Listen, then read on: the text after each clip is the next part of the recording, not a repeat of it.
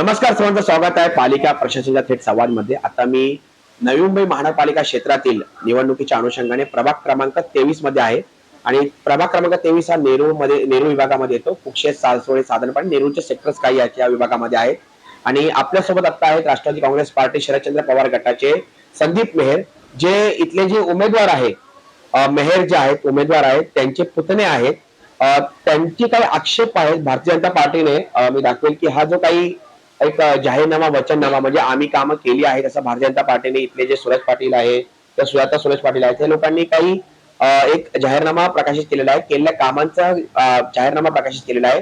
त्याच्यावर संदीप मेहर यांचे काही आक्षेप आहेत, ते आपण आक्षेप काय आहेत एक्झॅक्ट आपण संदीप मेहर यांच्याकडून जाणून घेणार आहोत. संदीपजी, मला सांगा, प्रथमतः तुमच्या उमेदवाराचे थोडस माहिती सांगावी आणि एक्झॅक्टली तुम्हाला या निवडणुकीमध्ये उतरावं का लागलं, कारण काय होतं ते तुम्ही सांगा. त्याच्यानंतर आपण भारतीय जनता पार्टीने केलेल्या जाहीरनाम्याच्या संदर्भातले तुमचे जे आक्षेप आहेत त्याच्याकडे येऊ. प्रथम मी सर्वांना नमस्कार करतो. पालिका प्रशासन अधिकाऱ्यांना पण नमस्कार माझा. आणि इथे तमाम जनते, सेक्टर 10 असेल, सेक्टर 8 असेल, सेक्टर 6 असेल, सेक्टर कुक्षतगाव असेल, सेक्टर 16 असेल आणि 700 ग्रामस्थ यांचे मी मनापासून आभार व्यक्त करतो. ऍक्च्युली काय झालं माहितीये का, आम्हाला सूरज बाळाराम पाटील हे स्थानिक नगरसेवक, त्यांना निवडून आणण्याचा पूर्ण मोलाचा वाटा आमचा मनोज मेहर आणि संदीप मेहराचा होता आणि पूर्ण ग्रामस्थांचा होता आणि सेक्टर 6च्या पब्लिकचा होता. आम्ही रात्रंदिवस मेहनत केली त्यांना सीट आणण्यासाठी बीजेपीची, आणि सुरेश पाटील यांना उमेदवारी दिलेली आम्हाला. त्यांची आम्ही सीट पूर्णपणे बिनविरोध, म्हणजे पूर्ण मेहनत ताकदीने उतरले. पूर्ण गाव, सेक्टर 6 कुक्षत गाव आम्ही त्यांना जिंकून आणलं. त्यांनी आम्हाला एक शब्द दिलेला, याच्या पुढे मी उमेदवार पुढचा नगरसेवक 700 ग्रामस्थांचा देणार. आम्हाला त्यांनी काय ते दिलं नाही, त्याच्यामुळे आम्हाला हा पाऊल उचलायला लागला. म्हणून आम्ही काकांना, सगळ्या ग्रामस्थांनी आणि सेक्टर 6च्या जनतेने, सेक्टर 8च्या जनतेने, कुक्षतगावच्या जनतेने, सेक्टर 16च्या जनतेने आमच्या काकाला शरदचंद्र पवार साहेबांच्या माध्यमातून आम्हाला एबी फॉर्म दिला. त्यांचे पहिला मी मनापासून आभार देतो. कोणत्याही पक्षाने आम्हाला, सगळ्या पक्षाने आमच्या गावाला डावळलं आणि शरदचंद्र पवार साहेबांच्या माध्यमातून आम्हाला एबी फॉर्म दिला. आणि अपक्ष पण खूप लोकांनी आमचे भरलेले, पण त्यांनी एकच नगरसेवक म्हणजे परशुराम मेहर यांचं आमचं ठरलेलं आहे. सेक्टर 6ची जनता असेल, सेक्टर 16ची जनता असेल, सेक्टर 10ची जनता असेल, सेक्टर 8चे 700 ग्रामस्थ यांच्या माध्यमातून आम्ही हा फॉर्म भरलेला आहे. आणि आम्ही वारंवार पाठपुरावा करतो आणि सगळे कामं आम्ही करणार, आश्वासन देणार. आम्ही लेखी नाही देत, आम्ही तोंडाने आश्वासन देतो. आणि काही गोष्टी अशा आमच्याबरोबर घडलेल्या आहेत सुरेश बाळाराम पाटील माध्यमातून. आज तुम्ही विचार करा, पुनर्वसन गाव आहे. मी संदीप याच्यावर येईलच. मला प्रथम सांगा, परशुराम मेहर यांनी आता जो फॉर्म भरलेला आहे, साधारणतः एकूणच ग्रामस्थांमधून एकमेव आता उमेदवार आहे का सारसोळे तुमच्या? नाही, एकमेव उमेदवार आहे, सारसोळे गावाचा एकमेव उमेदवार सगळ्यांनी मागे घेतलेले आहेत. आणि खास करून आमचे स्वर्गीय नारायण माधव पाटील यांचे मी मनापासून, कैलासवासी स्वर्गीय नारायण पाटील यांचे मी आभार व्यक्त करतो. त्यांचे चिरंजीव प्रल्हादजी पाटील यांनी हे शिवसेनेच्या माध्यमातून लढणार होते, पण त्यांनी देखील ग्रामस्थ म्हणून या गावाला पाठिंबा दिलेला आणि आमच्याबरोबर दिवस रात्र मेहनत देत आहे. कारण की बघा, गाव असतं, पण त्यांनी कोणत्याही पक्ष न बनता आम्हाला एवढी मेहनत केलेली आहे. आज समोर दिसतंय पूर्ण बिल्डिंग आमच्या बरोबर फिरत आहेत.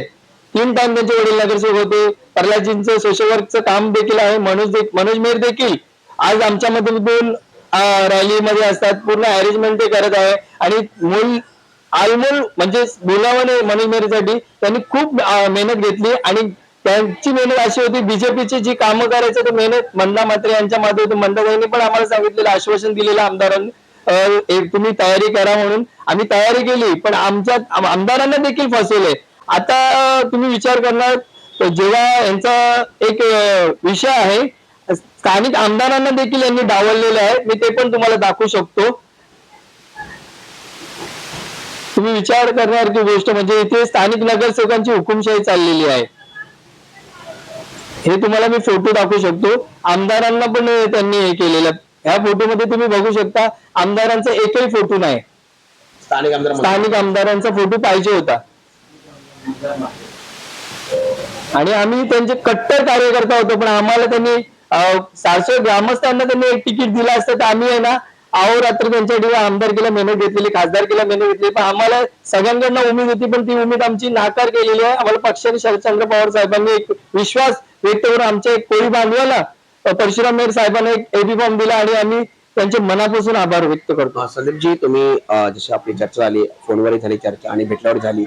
भारतीय जनता पार्टीने जे सुरेश पाटील आहे, सुजाता पाटील आहे, त्यांनी काही एक जाहीरनामा किंवा केलेल्या कामांचा वचननामा किंवा जाहीरनामा एक प्रकाशित केला आहे. त्याच्यावरती कोणकोणते तुमचे आक्षेप आहेत, टप्प्याटप्प्याने ते आक्षेप सांगावेत. मी सांगू इच्छितो जाहीरनाम्याचा अर्थ म्हणजे काय. एक आपण कोर्टामध्ये कोणताही गुन्हा दाखल केला तेव्हा आपण शपथ घेतो.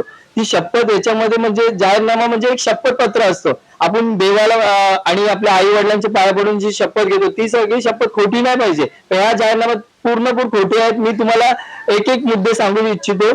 कुक्षेत्र ग्रामस्थांचे देखील मुद्दे आहेत, सारसोळे ग्रामस्थांचे मुद्दे आहेत आणि सेक्टर 10 देखील मुद्दे आहेत. म्हणून आम्ही प्रशासनाला तुम्हाला एक विनंती केली, साहेब आमची एक देखील बाईट घ्या. त्यांनी जे बाईट मध्ये त्यांनी पण एका पत्रकाला बोलून दिलेली आहे त्याचा देखील आम्ही पाठपुरावा करत होतो. ते देखील पत्रकार आम्हाला भेटणार आहेत. पहिला मुद्दा असा आहे कुक्षेत्र गाव सेक्टर 14 कुक्षेत्र गाव. तुम्ही विचार करणार पुनर्वसन गाव आहे, मान्य आहे. आज त्यांच्याकडे स्मशानभूमी नाही, त्यांना दुसऱ्या गावात जायला लागतं. कोणी अंत्यविधीसाठी स्मशानभूमी नाही त्यांच्या गावात. एवढी वर्ष झाली ते नगरसेवक आहेत आणि त्यांना नेहमीच स्मशानभूमीत जायला लागतं. दुसरा मुद्दा आहे पाण्याची टाकी, ती देखील त्यांच्याकडे नाही. आज त्यांचं एक मोठं असं भव्य स्टेडियम आहे, ते सांगता आम्ही स्टेडियम मध्ये हे केलं. आज ते पत्र्याच्या शेड मध्ये दबवलेलं आहे स्टेडियम आणि तिकडची जनता खूप त्रस्त झालेली आहे त्या लोकांना. मला सांगा संदीपजी, की जेट्टी पण आहे तुमच्या नेरूळला, सारसोळे जेट्टी त्याला बोलतात. त्या जेट्टीचं काम सातत्याने मंत्री म्हात्रे यांनी पण लक्ष घातलं होतं, स्थानिक नगरसेवकही लक्ष घालत असतात सुरेश पाटील. तर एक्झॅक्टली मला सांगा, जेट्टीची आताची अवस्था उत्तम आहे का दुरावस्था आहे? खूप दुरावस्था आहे. ऍक्च्युली आमदारांना आम्ही मनोज मेहर असतील, प्रल्हादजी पाटील असतील, अमोल मेहर असेल यांनी वारंवार तक्रार 2005 पासून आम्ही पाठपुरावा केलेला आहे. पण आज तुम्ही विचार करा ती जेटीचं दुर्लक्ष आमदारांचा पण परमित प्रश्न आहे आणि स्थानिक नगरसेवकांनी ते यांनी केलंच नाही. कारण की गणपती विसर्जन जेव्हा होते आमचे तेव्हा आम्ही काळोखामध्ये विसर्जन केलेले आहेत. आता ती लाकडाची जेटी बनवलेली विदाऊट परमिशन आहे ती आणि ते आम्हाला जेटीचा काहीच उपयोग नाही. आज आमच्या लोकांचे गणपती विसर्जन करताना पायातून रक्तविक्त आलेले आहेत. ते देखील मनोज मेहर यांनी तात्काळ लगेच स्वतःच्या पैशातून मनोज मेहर यांनी तिथे रेती टाकली आणि गणपती विसर्जन काळोखामध्ये अक्षरशः आम्ही केलेले आहेत. संदीपजी, मला सांगा की तुमच्या सारसोळे गावामध्ये एक मंदिर आहे, ऐतिहासिक मंदिर आहे, पुरातन मंदिर आहे, तुमच्या गावकीचं मंदिर आहे 300. तर त्या मंदिराविषयी पण काहीतरी वाद आहे, काय आक्षेप आहे एक्झॅक्टली त्याच्याविषयी काय सांगाल? मंदिराची जे काही आम्ही सर्वांनी मेहनत घेतली, एक जीर्णोद्धार कमिटी आम्ही स्थापन केलेली होती आणि त्या कमिटीच्या माध्यमातून आम्ही घरोघरी ग्रामस्थांनी, कैलास म्हात्रे साहेब देखील आहेत, त्यांनी देखील आमचे डोनेट केलेले, सगळ्यांनी गावोगावात आमचे फिरलेले पावती बुक घेऊन, दुकानवाले असतील, जात भेट न विसरताना सगळ्यांनी आम्हाला पैसे दिलेले आहेत. तेव्हा आम्ही तो मंदिर उभारलेला आहे. याच्यामध्ये कोणताही नगरसेवकच असेल, हनुमंत मंदिर आहे, विठ्ठल मंदिर आहे, गणपती मंदिर आहे, एकत्र मंदिर आहे. फक्त त्यांनी फक्त नगरसेवकच्या नात्याने त्यांना एक बोनकड्याचा एक वाद होता तो फक्त मिटवलेला आहे. बाकी जे काय आम्ही देणगी स्वरूपात तो मंदिर बांधलेला आहे. मला सांगा मेहरजी, शेवटचा प्रश्न असेल की हे सर्व गोष्ट एवढ्या चुकीच्या पद्धतीने लोकांच्या समोर मांडण्यात येतात आहे, तुम्ही ही गोष्ट आता समोर आणलेली आहे, तुम्ही या संदर्भामध्ये नागरिकांना काय आवाहन करा की अशा खोट्या पद्धतीने जर कोण मांडत असेल गोष्टी जाहीरनाम्यामध्ये किंवा त्याच्या वचननाम्यामध्ये, तर तुम्ही नागरिकांना परशुराम मेहर यांना निवडून देण्यासाठी या सारसोळे गावातील किंवा सेक्टर 3 सेक्टर कुक्षेत्र गाव आहे, नेवल सेक्टर आहे जे तुमच्या प्रभागामध्ये पॅनल मध्ये आहेत, तेथील रहिवासी नागरिकांना काय आवाहन कराल की परशुराम मेहर यांना पूर्ण प्रचंड बहुमताने निवडून देण्यासाठी? मी सांगू इच्छितो, आज तुम्ही बघू शकता तिथे पार्किंग म्हणून आमचे एक स्थानिक भूमिपुत्र 35 वर्ष झाली वडापावचा धंदा करत आहेत. तर आम्ही त्यांना पालिका वारंवार त्यांच्या गाड्या उचलतायत. तर आम्ही त्यांनी मोहळे असं मार्केट उभारलेलं सुरेशजी बाळाराम पाटील तिथे आम्ही विचारलं आमच्या स्थानिकांना एक गाळा देतो, त्याला देखील विरोध आहे. आणि आमच्या गावामध्ये मच्छी मार्केट आहे ते आमदार निधीतून झालेले, सीसीटीव्ही कॅमेरे पण आमदार निधीतून आम्ही पाठपुरावा करून ते घेतलेले आहेत. आता इलेक्शन आलं म्हणून त्यांनी ब्रिज बांधलेला आहे सारसोळे जेटीचा लाकडाचा, तो काही आम्हाला उपयोगाचा नाही. आणि त्यांनी देखील आता कॅमेरे, इलेक्शन जसं जसं जवळ येतं तसे ते लोक कामाला लागले. पण याच्यापुरती जनता, आता सगळ्या जनतेला माहिती आहे आज बीजेपीने काय केलेलं आहे आणि इथे स्थानिक नगरसेवकांनी काय केलेलं. म्हणून सेक्टर 10 असेल, सेक्टर 16 असेल, जनता यांच्यावरती विश्वास ठेवणार, कारण की यांना मतदारांना एक विकत घ्यायचा प्रयत्न करत. सोसायटीमध्ये सेक्रेटरी असेल, चेअरमन असेल, त्यांना विकत घ्या. आम्ही एकच जनतेला सांगू इच्छितो, आम्ही जो शब्द देणार तो शब्दाचं पालन न झालं तर तुम्ही सांगा तुमची चप्पल आणि आमचं तोंड. कारण की आम्ही हॉस्पिटल असेल, कोणतेही हॉस्पिटल असेल, तिथे आम्ही 1 रुपयाने लागतं तुमची फुकट ट्रीटमेंट करणार. शाळा असतील ती देखील आम्ही तुमची फुकट देणार. कारण की आपण आता बघता गरीब लोकांना पैसे मिळतात 16,000 रुपये. त्यात देखील आम्ही एक आता आमची बैठक झालेली आहे आपले पाटील साहेबांबरोबर. ते देखील युवा अग्रिकोळी फाउंडेशनचे साहेब आहेत, त्यांच्याबरोबर बैठक झाली. त्यांनी आम्हाला एक सांगितलेलं, संदीप अशाला असं केलं तर असं होऊ शकतं. म्हणजे गरीब जनता असेल व पैसेवाले असतील ते देखील त्यांचा देखील मुलबाळांचा फायदा होईल. हॉस्पिटलला बघताय तुम्ही अपाट पैसे घेतात.